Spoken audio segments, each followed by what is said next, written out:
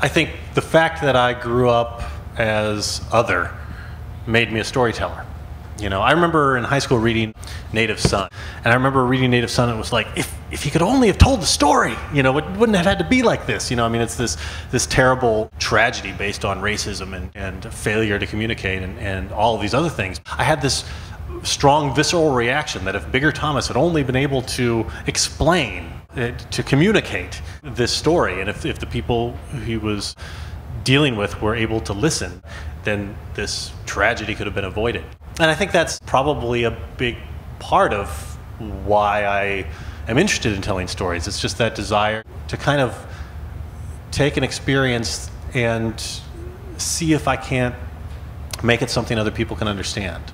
I mean, in terms of very specifically Korean things, one of the things that I was always really interested in when I went to film school and beyond was when you're watching a movie, in an instant you can understand what a gesture means.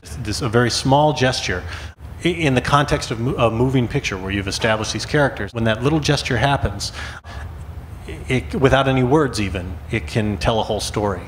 I made a documentary about my Korean grandfather when I was in film school called Fighting Grandpa, and it was after my grandfather died, and I was trying to go back and figure out who he was.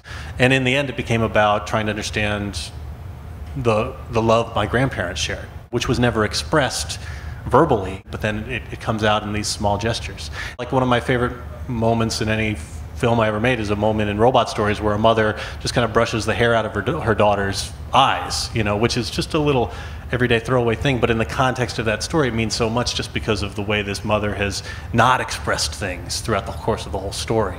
Learning to kind of notice that kind of communication, I think, is a big part of my experience growing up as a Korean American kid, or a mixed race Korean American kid.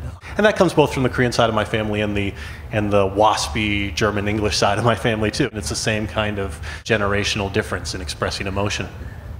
And then in a more general sense, I think growing up as somebody who was different has made me interested in stories about difference. We've talked about kind of like this American dream and all of that, and whether America is receptive to that or not. For me growing up, it sounds so, you know, so citizenship geeky and everything. I was a Cub Scout, so I knew about the Declaration of Independence and all these things. I knew these principles, and so when I encountered racism as a little kid, and also just the way my parents raised me, they raised us to be proud of who we were, and that was fine, it was great. And so when I encountered racism as a kid, my reaction was not kind of self-hatred or shame, it was righteous anger, you know what I mean? It was like, that's not what being a Cub Scout's about, that's not what America's about, you know, like I knew I was right, which was a great gift for my parents and my Scoutmasters and everybody else to give me as a kid. That sense of inclusion, that sense that everybody has a place, that all these stories are worth telling, I think that's definitely affected the way I've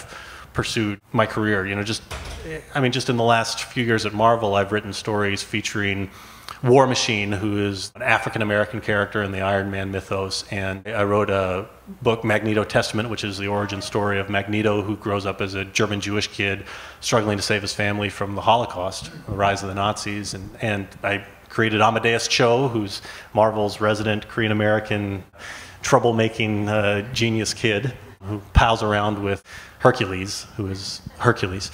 So you know, but there have been all these interesting opportunities to write all kinds of different characters, and I've jumped on them.